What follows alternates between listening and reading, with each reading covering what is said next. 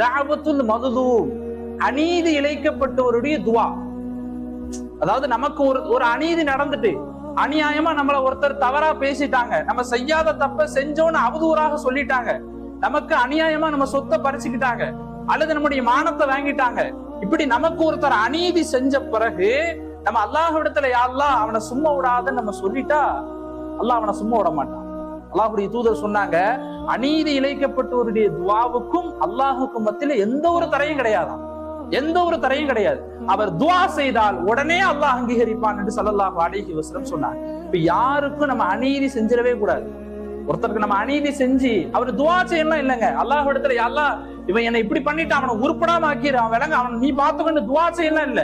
ஒருத்தருக்கு அநீதி செஞ்சு அவர் மனசால வருத்தப்பட்டார்னு வைங்களேன், அதுவே பதுவா. அந்த பதுவாவே நம்மள சும்மா விடாது. உங்களுக்கு புரியுதா? அவர் மனசால வருத்த, இப்படி நமக்கு துரோகம் செஞ்சுட்டானே, எவ்வளவு நம்பன இவனை, இப்படி துரோகம் செஞ்சுட்டான் என்று மனசால அவர் வருத்தப்பட்டாலே அதுவே பதுவா. அந்த பதுவாவே அல்லாஹ்விடத்துல மக்பூலாகி கபூலாகி நம்ம வாழ்க்கையே சும்மா விடாது.